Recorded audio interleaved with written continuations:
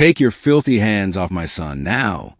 Robert Whitman's voice boomed through the mansion like a storm, silencing the soft classical music that had been playing.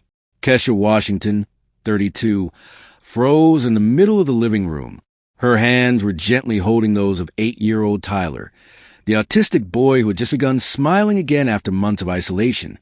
At the doorway stood Robert, the 45-year-old millionaire, his suit worth thousands, but his face twisted with a rage Kesha had never seen before. Beside him, 3 wealthy guests from Manhattan high society stared in shock, as if they caught a crime happening before their very eyes. "How dare you touch my son without my permission?" Robert barked, striding toward her. Instinctively, Kesha stepped between him and Tyler. Startled by the shouting, the boy began rocking back and forth, an anxious habit Kesha knew well after 2 years of caring for him. "Mr. Whitman, Tyler was having a meltdown," she explained calmly, even as anger burned inside her. "The music helped, and he asked me to dance." "You forgot your place in this house," Robert cut her off harshly. "You are the cook, not a nanny, not a therapist, and certainly not someone allowed to touch my son."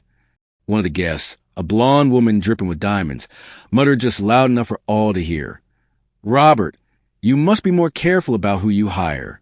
These people often get too comfortable." Kesha felt her cheeks burn, but she stood tall, her dignity only fueling Robert's fury. For 2 years, she had been far more than a cook in this mansion. With a degree in nutrition from Columbia and a background in child development, she had chosen this role for reasons no one here could guess. "Tyler, come here," Robert ordered coldly. The boy glanced between his father and Kesha, his big eyes filled with fear.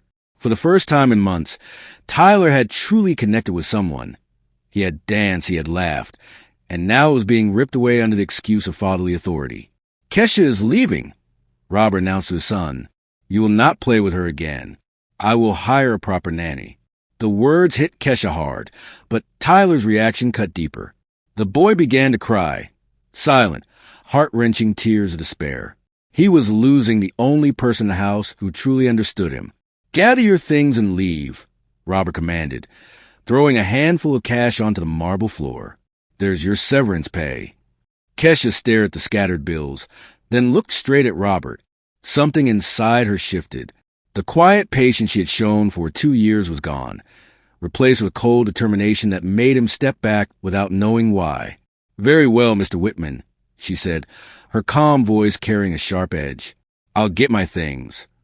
As she walked upstairs to the maid's quarters, Kesha allowed herself a small smile.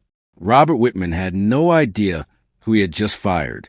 He didn't know that she had been carefully documenting every bribe, every tax scam, every dirty deal inside this mansion. And hidden under her mattress was a folder of evidence powerful enough to destroy his entire empire. If you're wondering how a so-called cook got such dangerous information on a millionaire, stay with this story, because Kesha's revenge had only just begun, and what she did in the next 48 hours would change everything. Downstairs, Robert celebrated with his guests, laughing cruelly as if nothing had happened. "Did you see her face when I put her in her place?" he boasted, pouring a $500 glass of scotch. "They need to know who's boss," he sneered. "I give them work, and they think they could become one of us." Margaret Thornfield, a senator's wife, chuckled while adjusting her pearls. "Good thing you acted fast, Robert. Imagine if someone had filmed that.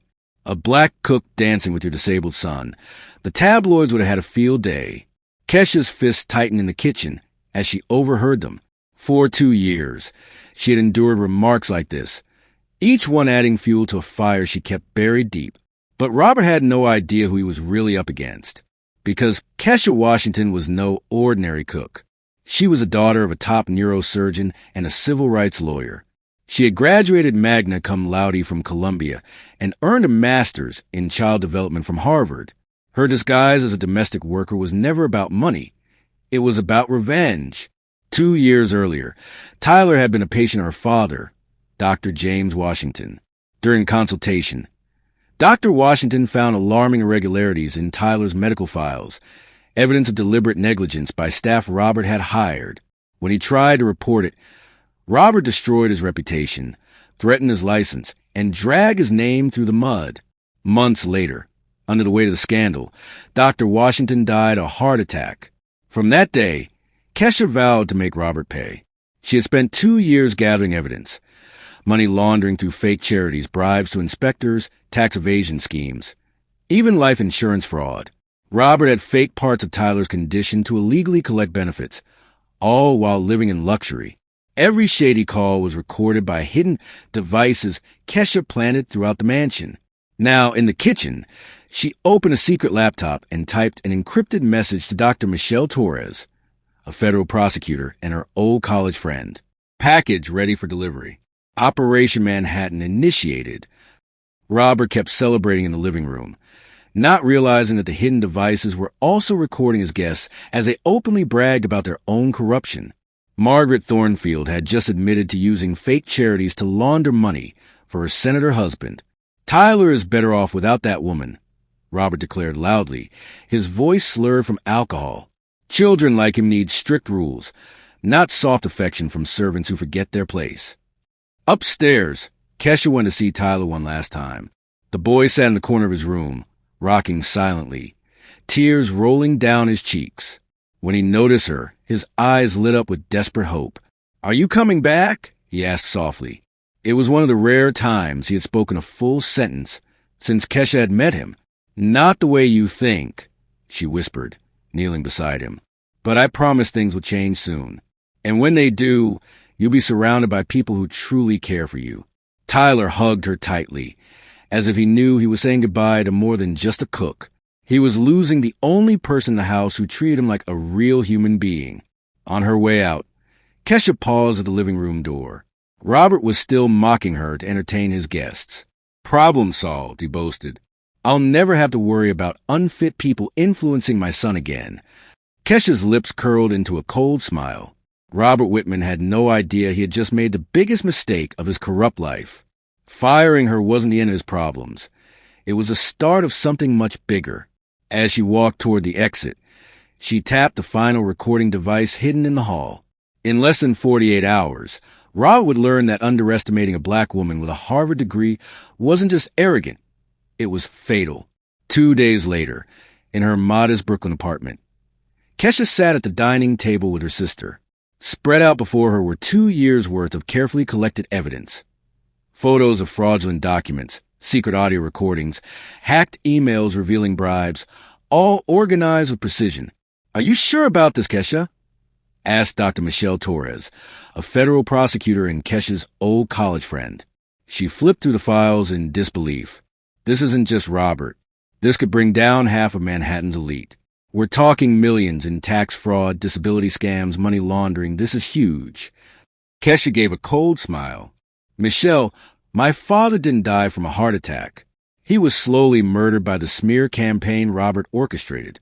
Dad found out Tyler was being drugged to look more disabled than he really was, just so Robert could cash in on benefits. And for that, Robert destroyed his career." Michelle froze, staring at her friend. "Your father, Dr. James Washington, the neurosurgeon whose reputation was ruined 2 years ago." Kesha nodded, holding a photo of her father in his white coat. He discovered Robert was forcing unnecessary medications on Tyler to exaggerate his condition. When Dad tried to report it, Robert used his contacts to plant fake evidence, bribe witnesses, and spread lies through the media. My father died believing he had failed, when in truth, he was a victim of a conspiracy to silence him. Michelle lowered the documents, shaken by the truth. "Kesha, this isn't just about money. This is about clearing your father's name." "It's more than that," Kesha said firmly, turning to the window overlooking the city. "This is about Tyler. That boy is being poisoned every day by drugs he doesn't need. Robert profits from his own son's suffering, and I won't let it continue." Meanwhile, back at the mansion, Robert basked in his so-called victory. He had already hired a new German cook, blonde, quiet, and obedient. Problem solved. He bragged over the phone to Margaret Thornfield. Some people need to learn their place. Now Tyler can be raised properly, without emotional interference. What Robert didn't realize was that, at that very moment, Federal agents were securing search and seizure warrants using the evidence Kesha had gathered. For 2 straight days, Dr. Michelle Torres worked without rest, building a case so strong it would become one of the biggest financial fraud investigations of the decade. The operation happens Monday. Michelle told Kesha through an encrypted call, "We'll move in at the same time, raids on the mansion, freezing his bank accounts, opening a congressional probe into the politicians he bribed, and shutting down his fake benefits." A cold satisfaction spread across Kesha's face. And Tyler, he'll be removed from Robert's custody and given an independent medical exam. If we confirm the unnecessary drugs are harming him, Robert will lose custody for good. Meanwhile, Tyler lay locked in his room, sedated. The medications dulled not just his autistic traits, but his real personality, leaving him nearly lifeless. The boy who once smiled and danced with Kesha was now reduced to a shadow of himself, while Robert pocketed $4,000 a month in government benefits.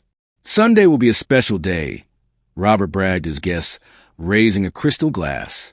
"I'm closing the biggest deal of my career, an international partnership that will triple my fortune." He had no idea Sunday would indeed be special, but not in the way he imagined. At 6 a.m. Sunday morning, while Robert slept in his silk sheets, Kesha finalized her plan with surgical precision. And she had uncovered something even darker. Robert wasn't just a fraud. He was a killer. Evidence showed he had sabotaged treatments for 3 autistic children before Tyler, leading to the deaths of 2. "Michelle," Kesha said on their final call, "Robert isn't just a con man. He kills children for profit." The silence on the other end spoke volumes. Finally, Michelle replied, her voice heavy, "Kesha, that changes everything. We're no longer talking about fraud. This is homicide." Sunday morning, Robert came downstairs for his $300 breakfast, cooked by his new German chef. He had no idea his life of wealth and arrogance was about to shatter, because Kesha Washington wasn't just a maid in disguise. She was a storm waiting to strike. Monday, 6:15 a.m., Robert woke to sirens and pounding at his front door. Still in his silk pajamas, he stormed downstairs, irritated. "Some neighbor with a false alarm," he muttered. Then came the voice, "FBI, open the door immediately." The command cut through the marble halls like a knife. Robert froze, blood running cold. Security cameras showed 15 federal agents in bulletproof vests, some carrying evidence boxes. "There must be a mistake," he whispered, trembling as he unlocked the door. Dr. Michelle Torres stepped forward, flashed her badge and a warrant. "Robert Whitman, you are under investigation for benefits fraud, tax evasion, money laundering, bribery of public officials, and criminal negligence resulting in death." The list went on for half a minute as agents stormed the mansion. "This is insane," Robert roared, face red with fury. "I'll sue. My lawyers will." "Your lawyers have already been contacted." Michelle cut him off coolly. "And your accounts were frozen at 5 a.m., even the ones hidden offshore in the Caymans." At that moment, Robert's world collapsed, because through the doorway walked Kesha, no longer in a cook's uniform, but in a sharp professional suit. Behind her was Tyler, holding the hand of a 12-year-old girl Robert had never seen. "You," Robert stammered, eyes wide with horror. "Dr. Kesha Washington." She introduced herself for the first time. "Daughter of Dr. James Washington, the neurosurgeon you destroyed 2 years ago. And this," she said, gesturing to the girl, "is my niece Destiny, a child therapy specialist." Robert stumbled back. "Impossible. You're a cook. We checked your references." "You checked Kesha Williams," she replied coldly. "An identity I created to infiltrate your home. Dr. Kesha Washington never needed references to work as a maid, because I was never a maid." Michelle held up a box of files. "We have 2,000 hours of audio recordings, 300 photographs of fraudulent documents, intercepted emails tying you to bribes, and falsified medical records showing you deliberately drugged your own son." Her voice hardened. "And we also have proof you ran the scheme with other children. 2 of them are dead, Robert. Dead because of you." Robert staggered, clinging to the wall. "You can't prove." Kesha calmly pulled a tablet from her pocket and played a video. "Robert, 3 months earlier, drunkenly explaining to Margaret Thornfield how to increase government payouts by over-medicating autistic children. Surprise, Kesha said evenly. Every word you spoke, every call you made, every scheme you celebrated, I recorded it all. Robert's face turned ashen. Kneeling, Kesha placed a gentle hand on Tyler's shoulder. This time, no one will separate us, she whispered. Robert finally realized what he had truly lost. Not just his money, not his freedom. He had lost the only person who ever cared about his son. For 2 years, Kesha had watched him poison an innocent child for greed. Now, the world would watch as Robert Whitman lost everything. Michelle lifted another file. Over the past 5 years, you collected $240,000 in fraudulent benefits using Tyler as bait, and you denied him real therapies that could have helped. Kesha nodded to Destiny. For months, she's been working with Tyler in secret, undoing the damage you caused. And now, he finally has a chance at a real future. Robert Whitman's empire had fallen, and his downfall had been delivered by the very woman he thought was just a cook. Destiny has an IQ of 162, Kesha explained. She is also autistic, just like Tyler.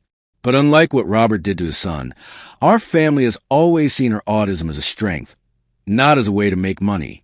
At that moment, police escorted Margaret Thornfield away in handcuffs. She screamed about her rights and threatened to sue everyone. 2 other guests from Saturday's dinner were also arrested.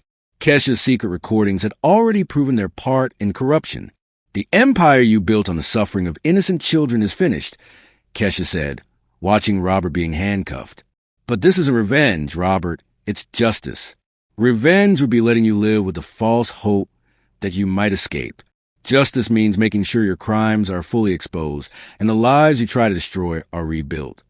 6 months later, Dr. Kesha Washington walked proudly to the halls of Columbia University. She was now a tenured professor in the Department of Child Development. Her bright, white lab coat matched the radiant smile she always wore. Tyler, finally on the right medication and free from the drugs Robert had forced on him, ran across campus alongside Destiny. Both were part of a groundbreaking inclusion program for neurodivergent children. Dr. Washington, said Dean Dr. Peton with true admiration, the results of your program are extraordinary. Tyler and the other children are showing progress our experts once thought impossible. Kesha watched as Tyler laughed and played naturally with other kids for the very first time. His mind was blooming without the chemical chains his father had placed on him. Professor Peton, she replied softly, Tyler always had incredible potential. He just needed someone to believe in him instead of treating him like a source of profit. Robert Whitman, meanwhile, was living a very different reality. Sentenced to 25 years in prison without parole, he had lost his $200 million fortune and every bit of social standing he once bragged about. In prison showers, inmates mocked him. "Hey, celebrity," one man shouted. "I hear you like poisoning kids for money. In here, that makes you the lowest of the low." Robert lowered his head, clutching a tray of food worth pennies compared to the $1,000 dinners he once enjoyed. The irony was cruel and perfect. The man who had judged others for their skin color and status was now despised in a place where respect depended on the crimes you committed. Margaret Thornfield, arrested as Robert's accomplice, also faced ruin. Her senator husband publicly divorced her to protect his political career, leaving her abandoned in a women's prison. There, she learned quickly that privilege could not buy protection or respect. The adoption process is complete, Dr. Torres told Kesha over the phone one late afternoon. Tyler is now legally your son, and Robert's Victim Restitution Fund has released $2 million for his education and for other children who suffered under the scheme. When Kesha hung up, Tyler ran to her with shining eyes. His voice was clear, strong, and full of life. "Mommy Kesha," he said, words Robert once claimed he'd never be able to pronounce. "Can I play piano today?" "Of course, my love," Kesha whispered, brushing his hair gently. The boy who had once been a mission of justice had now become her true son. "Destiny is waiting to play that new song with you." Their small Brooklyn apartment was gone, replaced by a warm home in Queens. It wasn't built with dirty money like Robert's mansion, but paid for with Kesha's honest salary. Tyler now had his own music studio, where he composed songs that revealed a rare artistic genius. You know what's the most ironic part of this story? Kesha asked Michelle during a celebratory dinner. Robert always called Tyler a burden, a medical expense with no value. Today, Tyler's music is studied in conservatories as proof of neurodivergent brilliance. Michelle raised her glass with a laugh. The genius Robert tried to crush has become proof that he never understood the real value of people. One Sunday in late October, Kesha received an unexpected letter from prison. It was from Robert. His shaky handwriting revealed his despair. Dr. Washington, the letter began, "I know I don't deserve your forgiveness, but I finally understand what I did, not just to Tyler, but to every child I exploited for money. I see Tyler on TV, smiling and playing piano, and I realize it could have been that way all along if I hadn't been a monster." Kesha read the entire letter, which included confessions of even more crimes, and a desperate plea for her to continue raising Tyler with the love Robert never gave. At the end, one line summed up everything. "You didn't just save my son. You showed me who he could have been." Now 9 years old, Tyler amazed experts with his growing social skills. Sometimes, he asked about his biological father. Kesha always gave him the truth in words a child could handle. "Your first father was very sick in a way that hurt people. Now he's in a place where he's learning to change." Kesha and Tyler's journey soon became a case study in universities across the country. Proof that neurodivergent children can thrive with love instead of exploitation. Destiny, now 13, had become a national advocate for special needs children, using her own story to inspire families. 3 years ago, "I was just a black woman disguised as a maid in a racist mansion," Kesha said during a lecture at Harvard. "Today, I am the mother of an extraordinary boy who showed me that the best revenge is not destroying our enemies. It's building a life so beautiful that their evil becomes meaningless." Tyler, seated proudly in the front row, clapped for the woman who had turned his nightmare into a dream. At only 9, he was already composing symphonies that seasoned musicians could barely imagine. Robert Whitman had tried to destroy a black woman and an autistic child for money. Instead, he created 2 unstoppable forces who changed national laws protecting children's rights. The best revenge is not to return the harm done to us. It's to rise so high that those who try to bring us down are left in the shadows of our greatness. And if this story of justice, hope, and love touch your heart, don't forget to subscribe for more powerful stories. Because sometimes, karma just needs a little help from brave people who fight for what's right. Share this with someone who needs to remember. Every monster can be defeated, and every child deserves love exactly as they are.